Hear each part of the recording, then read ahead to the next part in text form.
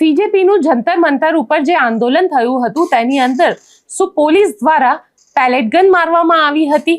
આ સવાલના જવાબને લઈને અત્યાર સુધી ગૃહમંત્રી અમિત શાહ જવાબ નહોતા આપી રહ્યા, પણ હવે રાહુલ ગાંધી મેદાનમાં આવ્યા છે અને રાહુલ ગાંધી આજે પાર્લામેન્ટ સ્ટ્રીટ પોલીસ સ્ટેશન પર ધરણા પર બેસી ગયા છે. ધરણા પર કેમ બેઠા છે અને તેમની સાથે કોણ છે તેની વાત આ રિપોર્ટમાં. નમસ્કાર, હું છું ગોપી ગાંગર અને આપ જોઈ રહ્યા છો નિર્ભય ન્યૂઝ. 20 જુલાઈએ જંતર મંતર પર થયેલા ઝેન્ઝી આંદોલન તો તમને યાદ હશે. તે વખતે મોટી સંખ્યામાં યુવાનો ત્યાં પહોંચ્યા હતા.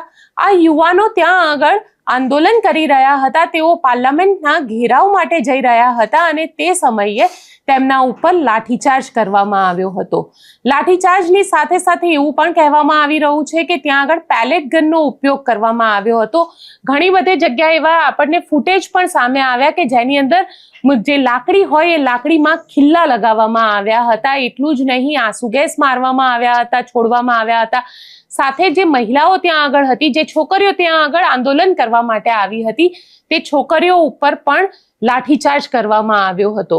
આ બધી જ વાતને લઈને ઘણા સમયથી રાજનીતિ ચાલી રહી છે. આ વખતે આખું જે મોન્સૂનનું સત્ર હતું તે મોન્સૂન સત્ર પણ ચાલી ન શક્યું, કારણ કે સવાલ એક જ હતો કે શું પેલેટ ગન મારવાનો ઓર્ડર ગૃહમંત્રીએ આપ્યો હતો અને નહોતો આપ્યો તો પછી આ પેલેટ ગન કેમ મારવામાં આવી? સૌથી પહેલા તો આપણે એ જણાવી દઈએ કે પેલેટ ગન શું હોય છે. આ પેલેટ ગન એટલે કે એક એવા પ્રકારની ગોળીઓ જેની અંદર રબરના છરા હોય છે, જેનાથી માણસનો જીવ નથી જતો, પરંતુ હા એટલું ચોક્કસ છે કે તેમને કાયમી રીતે કોકને કોક હાનિ થઈ શકે છે. જેમાં અત્યારે જે યુવાન છે તે યુવાનને લઈને રાહુલ ગાંધી, જેનું નામ છે સાહિલ લાછોબ, આ સાહિલ લાછોબ જેને પેલેટ ગન માગી હતી અને રાહુલ ગાંધીએ આપને યાદ હોય તો એક પ્રેસ કોન્ફરન્સ પણ કરી હતી. આ સાહિલ લાછોબને લઈને રાહુલ ગાંધી અત્યારે પાર્લામેન્ટ સ્ટ્રીટ પોલીસ સ્ટેશને પહોંચ્યા છે.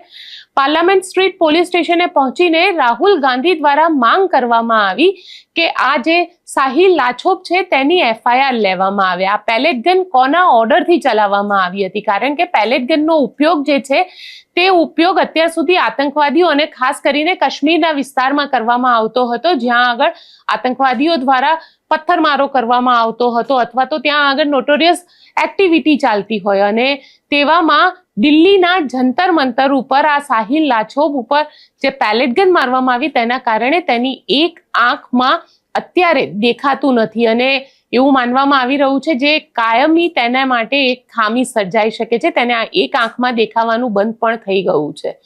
એટલે રાહુલ ગાંધીની માંગ છે કે આ આખા મામલામાં FIR રજીસ્ટર થવી જોઈએ.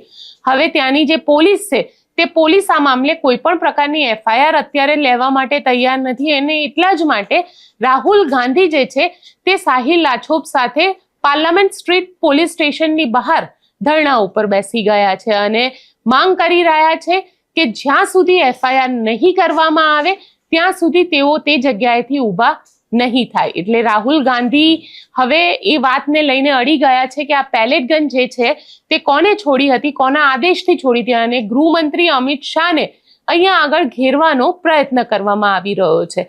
પણ આ આખા મામલે આપને જણાવી દઈએ કે સુપ્રીમ કોર્ટે એક હાઈ પાવર કમિટી પણ બનાવી છે, જેના જે ચેરમેન રહેશે તે સુપ્રીમ કોર્ટના એક રિટાયર્ડ જજ રહેશે અને 5 લોકોની આ જે કમિટી છે આ કમિટી ઇન્વેસ્ટિગેશન કરશે કે જે હુમલો થયો હતો અથવા તો જે રીતે મારવામાં આવ્યો હતો જંતર મંતર ઉપર 20મી જુલાઈએ એ કોના આદેશથી કરવામાં આવ્યો હતો. એટલું જ નહીં, ત્યાં મહિલાઓને મારવામાં આવી હતી તો એ મહિલાઓને કેમ મારવામાં આવી હતી, ત્યાંની સ્થિતિ શું હતી, શું લોખંડવાળા ખિલ્લા જે છે તેવા દંડા હતા કે નહોતા, આંસુ ગેસ છોડવામાં આવ્યા હતા કે નહોતા આવ્યા, પેલેટ ગન છોડવામાં આવી હતી કે નહોતી આવી હતી. આનો એક આખો રિપોર્ટ બનાવશે અને આ રિપોર્ટ જે છે તે સોંપવામાં આવશે. પણ અહીંયા સવાલ એક જ ઊભો થઈ રહ્યો છે કે આવી તો ઘણી બધી આપણી ઇન્વેસ્ટિગેશન એજન્સીઝ જોઈ, ઘણા બધા એવી કમિટી આપણે જોઈ છે કે જ્યાં આગળ આ પ્રકારનું ઇન્વેસ્ટિગેશન કરવાનો ઓર્ડર કરવામાં આવે છે. જે કમિટી બને છે તે કમિટીનો રિપોર્ટ આપે છે અને રિપોર્ટ પછી શું થાય છે તે ક્યારેય સ્પષ્ટ નથી હોતું. એટલે રાહુલ ગાંધી હવે અડી ગયા છે પોતાની વાત ઉપર, પોતે ધરણા ઉપર બેસી ગયા છે અને જ્યાં સુધી આ જે યુવાન છે સાહિલ લાછોબ તેને ન્યાય નહીં મળે ત્યાં સુધી તેમનું કહેવું છે કે તેઓ ત્યાંથી હલશે નહીં અને આ આંદોલન લાંબુ ચાલશે. રાજનીતિ ગરમાઈ ગઈ છે. હવે ભારતીય જનતા પાર્ટી આ આખા મામલે શું કહે છે તે પણ જોવાનું રહેશે, કારણ કે જ્યારે પાર્લામેન્ટ ચાલતું હતું ત્યારે પાર્લામેન્ટમાં ગૃહમંત્રી અમિત શાહ એક પણ દિવસ બોલવા માટે નહોતા આવ્યા અને છેલ્લા દિવસે જ્યારે બોલવાની વાત હતી ત્યારે પાર્લામેન્ટ શરૂ થયું, માત્ર વંદે માતરમ ગવાયું અને પછી પાર્લામેન્ટને બંધ કરી દેવાનો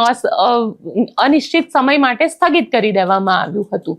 તો આપ શું માનો છો કે આ મામલે ખરેખર કાર્યવાહી થશે કે નહીં થાય? કારણ કે પેલેટ ગન મારવામાં આવી છે, તે વ્યક્તિ છે, તે વ્યક્તિની આંખમાં વાગી હતી, તેને આંખને પણ નુકસાન થયું છે. પોલીસ જે ડોક્ટર પાસે એની એમ્સમાં ટ્રીટમેન્ટ ચાલતી હતી તે લોકોએ પણ નું કહેવું છે કે પેલેટ ગનથી હુમલો થયો છે.